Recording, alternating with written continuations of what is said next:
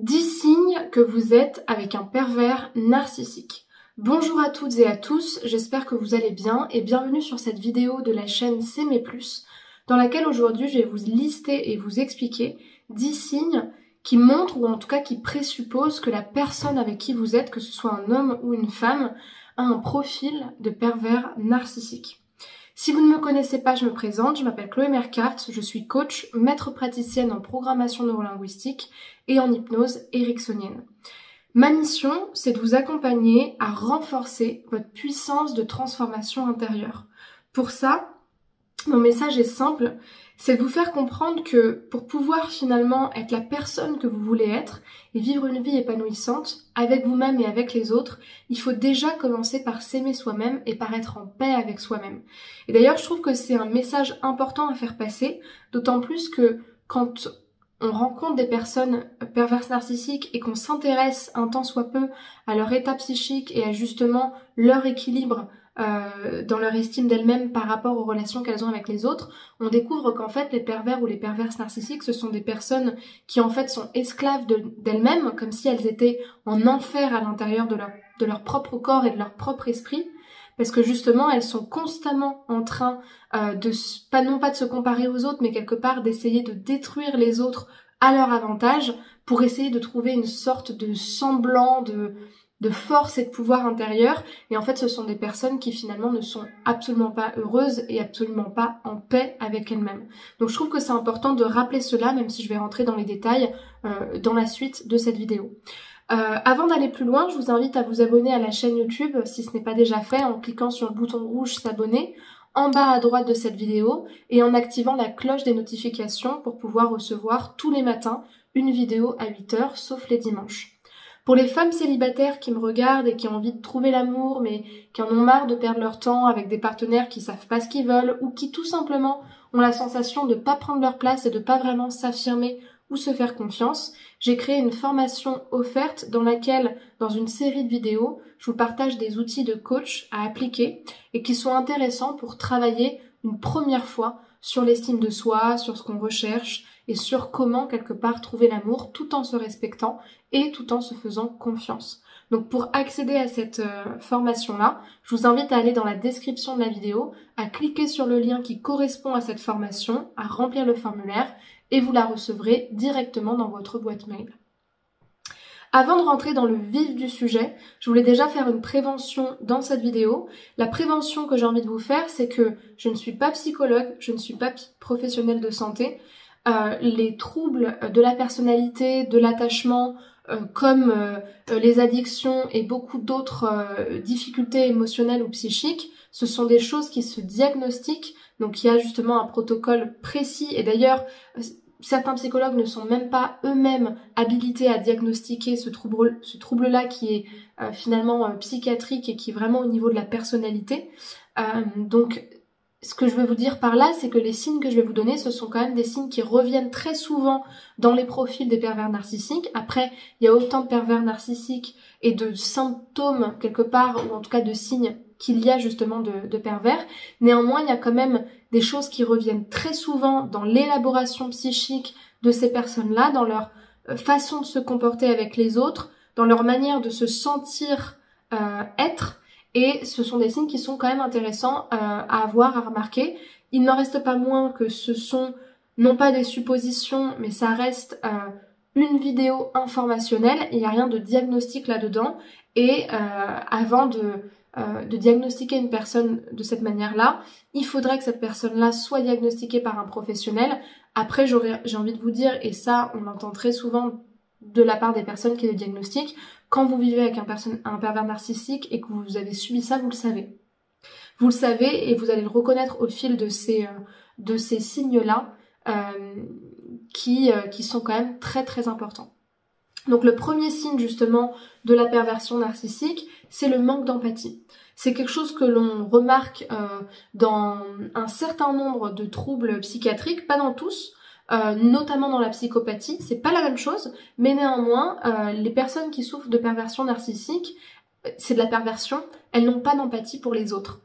C'est des personnes qui justement ont du mal à comprendre les émotions des autres et les besoins des autres, Et c'est pour ça que souvent on dit, bah voilà, t'es pervers, t'es narcissique, t'es manipulateur, parce qu'en fait, neurologiquement parlant, psychologiquement parlant, elles ont en fait une sorte de seuil de tolérance à l'empathie qui est soit très faible, ou en tout cas très grande dans le sens où il leur faudrait énormément d'informations pour percevoir la souffrance de l'autre ou le besoin de l'autre, là où d'autres personnes auraient au contraire une appétence à s'en rendre compte beaucoup plus facile quelque part, ou alors c'est absent. Parce que dans leur manière de se construire, l'empathie, comme beaucoup d'autres capacités, cognitives, émotionnelles, psychiques, c'est présent neurologiquement parlant, c'est-à-dire qu'il y a des zones qui s'activent et qui permettent à la personne de reconnaître l'autre, déjà comme un individu à part entière égal à eux, en droit, en besoin, mais également comme un être émotionnel avec des besoins et des souffrances de son côté. Le pervers, il a un manque d'empathie qui est très important et qui l'empêche. Alors après, c'est pareil, ça pose la question de la responsabilité au niveau clinique. Là, on n'est pas du tout dans ce débat-là. Mais en tout cas, c'est une personne qui a beaucoup plus de mal à percevoir la souffrance de l'autre ou ses besoins parce qu'en fait, elle manque d'empathie. La grandiosité. Par là, j'entends, moi je trouve que c'est quelque chose qui ressort beaucoup. Vous le voyez dans le film Mon Roi, qui est pour moi très réaliste de cette personnalité-là, avec le personnage de Vincent Cassel. Vous le voyez aussi dans le film Sous emprise, avec une personnalité qui est beaucoup plus impulsive, on le verra juste après. Mais par exemple, le personnage de Vincent Cassel montre bien le caractère très grandiose, très théâtral, théâtralisant, à la fois dans les propos, mais surtout dans la vision de soi. Je trouve qu'on le voit aussi un peu dans le personnage. Alors loin de moi de faire de la diffamation sur cette personnalité-là, pas du tout.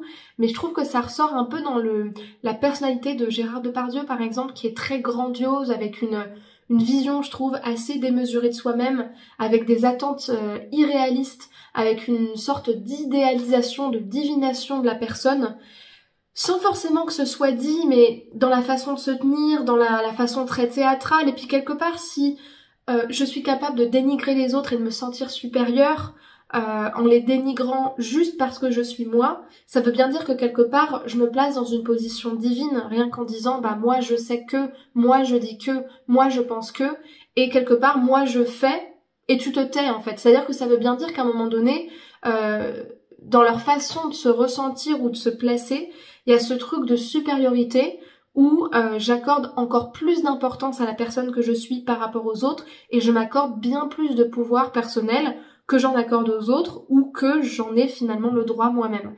Il y a vraiment ce caractère-là qui ressort beaucoup, cette grandiosité, dans l'éloquence aussi, mais surtout dans la théâtralisation, dans la dramatisation des choses, de leurs souffrances, de leurs qualités, de leurs exploits, de leurs victoires, quitte ensuite parfois, il y a parfois ce trait-là, à mentir sur certaines choses, sur certains épisodes, sur certains, sur certaines anecdotes, et justement à les rendre grandioses pour quelque part avoir la gloire sur eux. Évidemment, le troisième signe, c'est la manipulation. Le pervers narcissique, son fond de commerce quelque part, bah, c'est la manipulation, qu'elle soit émotionnelle, économique, psychologique, sexuelle, pour justement contrôler les autres et obtenir ce qu'ils veulent. C'est le signe numéro 1, effectivement, qu'on remarque et qui nous détruit, hein, quelque part, parce que quand on est avec ces personnes-là, c'est presque comme si, rien qu'en respirant, elles manipulaient les autres, quoi. C'est vraiment une seconde nature, une façon d'être, une façon de percevoir les relations, comme des relations d'échange, de pouvoir, des relations qui se remplacent assez facilement. On le voit beaucoup dans les récits de manipulation et de victimes de manipulateurs.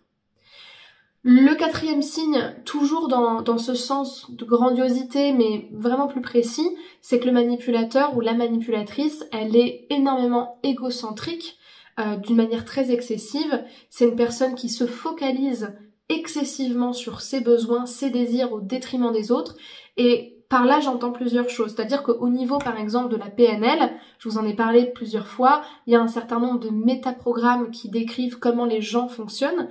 Et dans ces métaprogrammes, on a par exemple la focalisation interne ou la focalisation externe. Il n'y a rien de négatif dedans. Ça veut juste dire qu'il y a certaines personnes qui vont être beaucoup plus focalisées sur elles, sur leurs besoins, leurs ressentis. C'est d'ailleurs des personnes qui, à un autre niveau, sont plus aptes à avoir de l'anxiété sociale par exemple, parce qu'elles sont trop focalisées sur leurs ressentis et donc du coup la moindre information extérieure va les inquiéter. Mais il y a vraiment plein d'autres choses comme ça, ou la phobie par exemple sociale, ou la phobie scolaire. Et à l'inverse, il y a d'autres personnes qui vont être beaucoup plus focalisées sur les autres, sur les signaux extérieurs, mais pareil, d'une manière excessive, ça peut être aussi pathologique. Là, c'est plutôt dans le sens où la personne, en fait, elle va être, encore une fois, presque neurologiquement dans ses filtres personnels. C'est presque comme si elle avait été fabriquée pour être plus facilement focalisée sur elle-même, en fait. Donc forcément, ça la pousse à être beaucoup plus égocentrique, à moins percevoir, encore une fois, les besoins des autres, mais aussi au niveau de l'égoïsme pur. Souvent, on dit que les personnes égoïstes, c'est celles qui pensent à elles. Moi, je suis pas forcément d'accord avec ça. Je pense que ce qui est égoïste, c'est de demander aux autres d'être responsables de nous et quelque part de répondre à nos besoins avant même que ces personnes répondent à leurs besoins fondamentaux. Et en ce sens-là, je trouve que le manipulateur répond bien à ça, c'est-à-dire que non seulement il pense à lui, mais en plus de ça, il demande finalement aux autres que ces personnes-là pensent à lui avant même de penser à elles-mêmes, à leur sécurité et à leurs besoins fondamentaux. Et ce, d'une manière hyper facile, dans le sens où c'est évident pour elles, soit qu'elles sont plus importantes que les autres, ou soit que quelque part, il faut qu'on les prenne en compte plus que nous-mêmes finalement. Ça va de soi. Parce qu'il y a cette considération, cette surconsidération de leurs valeurs.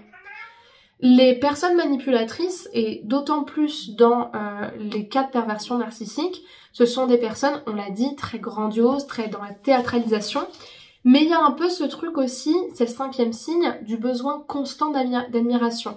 Un petit peu comme, vous savez, un grand acteur ou un jeune acteur ferait ce métier-là, ou quelque part aimerait aussi cette façon de se montrer pour la gloire, pour la reconnaissance, pour être regardé, pour être dans la lumière. D'ailleurs, c'est pas pour rien qu'on dit souvent que les acteurs, c'est souvent des enfants qui n'ont pas reçu suffisamment d'amour, de sécurité ou de reconnaissance, peu importe. Mais il y a un peu ce truc de j'ai besoin d'avoir l'admiration sur moi-même. Et ça se voit dans différents domaines. Peut-être des exemples que vous avez vécu, moi j'en ai un en tête particulièrement. Même dans les drames familiaux ou dans les moments de la vie où c'est votre heure de gloire à vous, le pervers narcissique, il a besoin d'être le centre de la pièce. Il pourrait casser un mariage pour finalement qu'on le regarde lui. Il pourrait casser une opportunité professionnelle de son enfant ou d'une personne de sa famille pour justement recevoir l'admiration. Parce que justement, c'est une personne qui a besoin constamment d'être admirée sans finalement tenir compte des besoins des autres et sans être capable de s'effacer. C'est quelque chose de très compliqué pour la personne, ou alors elle va le faire en se mettant en avant et en s'arrangeant bien pour avoir la lumière à un moment donné et se mettre en avant. C'est un besoin constant d'admiration et ça démontre bien, encore une fois, un manque d'estime de soi profond, parce que quand j'ai besoin d'être totalement admirée, tout le temps admirée, 4 fois, 5 fois, 10 fois plus admirée que les autres, c'est que quelque part, si je suis pas admirée, je me sens vide à l'intérieur de moi. Le 6e signe, effectivement, de la perversion narcissique, ça va être la tendance à minimiser les autres, soit en les dévalorisant, soit en les manipulant, soit en les rabaissant, soit en les détruisant. Parce que le pervers, il a besoin de se sentir fort. C'est une personne qui va avoir beaucoup plus la blessure de la trahison, éventuellement de l'injustice, mais surtout de la trahison. C'est vraiment une blessure qui revient très souvent.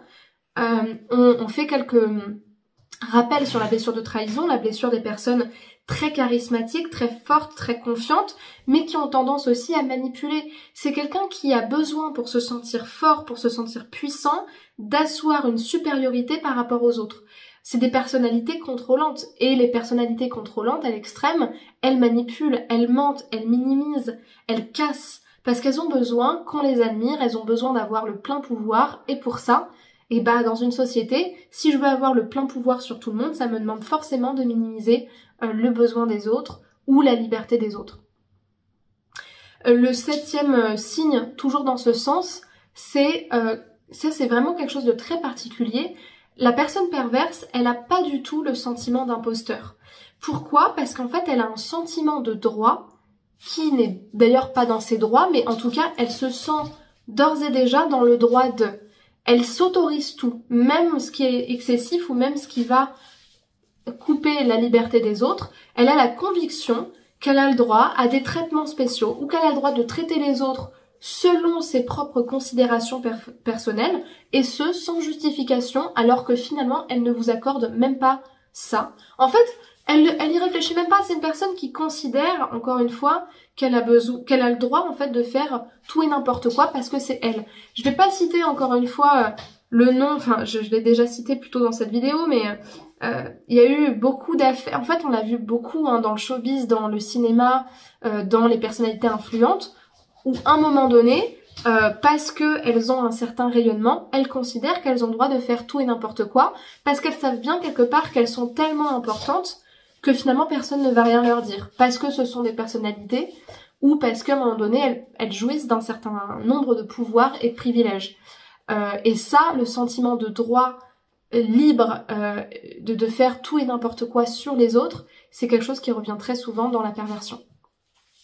Évidemment, on note aussi dans le huitième signe des difficultés dans les relations interpersonnelles, parce que finalement, c'est des personnes qui sont incapables de maintenir et de faire perdurer des liens sains, parce que à chaque fois, elles vont manipuler les autres, parce qu'elles-mêmes ne sont pas en paix avec elles-mêmes, on en a parlé en introduction de la vidéo, et donc forcément, quand j'ai besoin de manipuler les autres, de minimiser les autres, de me sentir supérieure aux autres pour me sentir exister, forcément, ça va entacher mes relations, et donc soit je vais avoir des relations de pouvoir qui ont un certain équilibre dans le déséquilibre, c'est-à-dire que je vais avoir un certain nombre de proies et de victimes dont je vais assurer le pouvoir et le contrôle, et je vais avoir des relations comme ça, mais en aucun cas elles vont réussir à avoir des relations saines avec les autres parce qu'elles-mêmes sont incapables d'apporter de la paix dans leur cœur et puis déjà dans leurs relations.